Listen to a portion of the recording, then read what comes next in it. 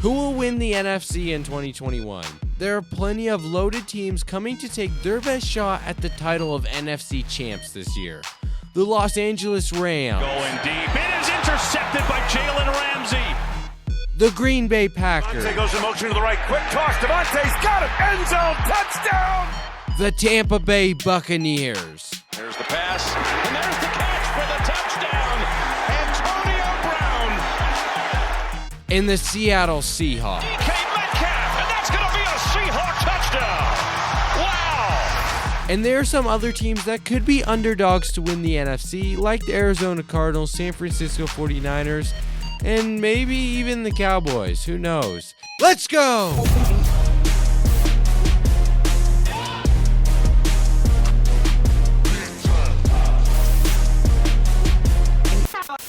Let's talk Green Bay. And now Aaron Rodgers is officially coming back for at least one more season.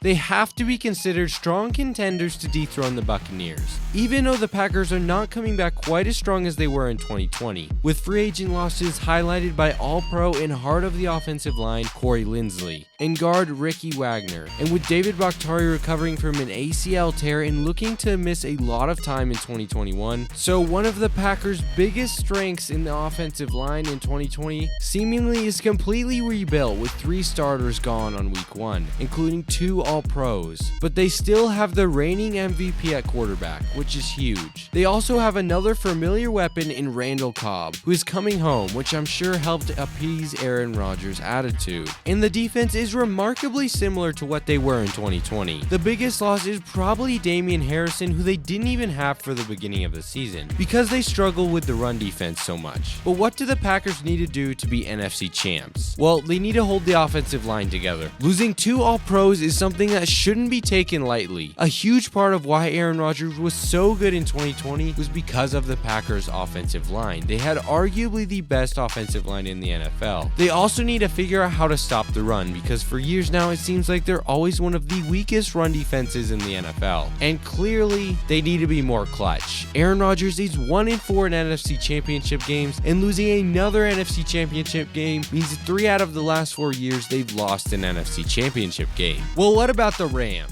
Okay, this is a team that just got a devastating blow, losing Cam Akers to an Achilles tear. And to be honest, the Rams are a team that did get significantly worse this offseason, except quarterback. Matthew Stafford is a huge upgrade over Jared Goff. And Stafford is definitely not proven. He hasn't won a playoff game in his entire career. So there's still some questions about that. But despite a ton of losses on defense, John Johnson, Morgan Fox, Gerald Everett, Samson Ebukam, Michael Brockers, and Troy Hill, so much talent lost in free agency, I still consider the Rams contenders, just like last year, because of the addition of Matthew Stafford, and because of Jalen Ramsey and Aaron Donald still being on the defense.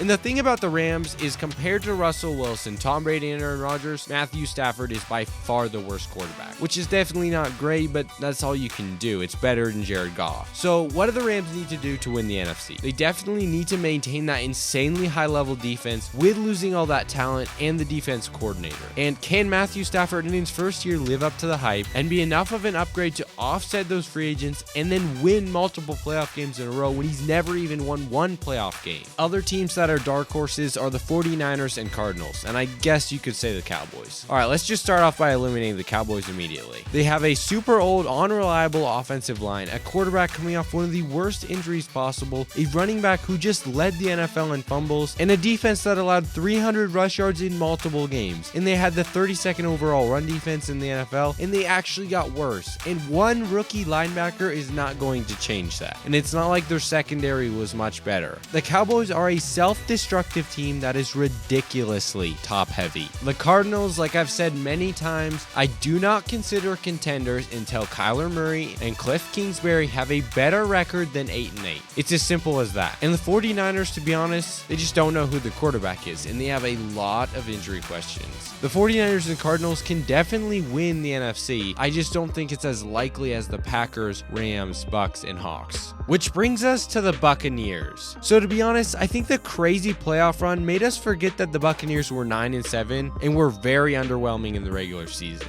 But they did win the Super Bowl and they have a loaded roster and Tom Brady. But I'm not totally sold on the Buccaneers going back to back. I think there are better rosters in the NFC, and a team with a good defensive line like the Rams or Seahawks could be the Bucs' Achilles heel. And to be honest, when the Bucs faced the Rams, they lost. And they haven't faced the Seahawks, which are maybe their two biggest road bumps in the NFC. So the Bucs need to prove that they can beat a team with a good defensive line, and specifically the Seahawks and Rams. And they need to stay healthy, which they were very lucky with in 2020. Which brings us to the final team, the Seattle Seahawks. And out of all the teams that are serious contenders in the NFC, they were the only team to get better. The Bucs didn't really change, and we have already established that the Packers and Rams lost significant players. And the Seahawks, although losing a decent player or two, gained multiple players that were very needed, including a pass-catching tight end and Aldon Smith, who's coming off a 5-sack season in one of the worst defenses in the NFL in a COVID year when he really couldn't train in the offseason and was clearly not quite in shape. And he is now at the Seahawks training camp at full go.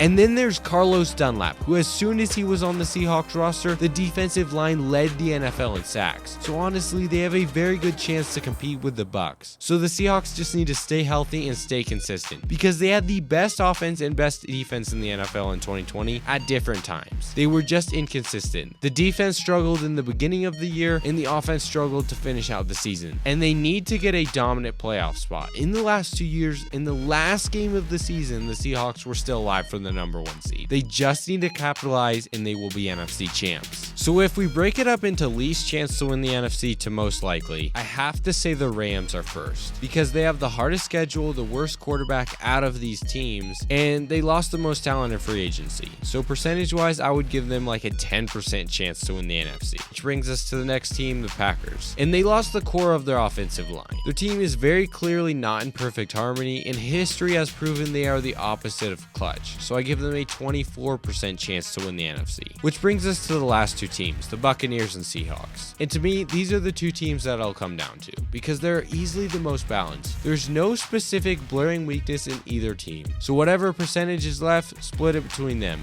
And bam! Subscribe!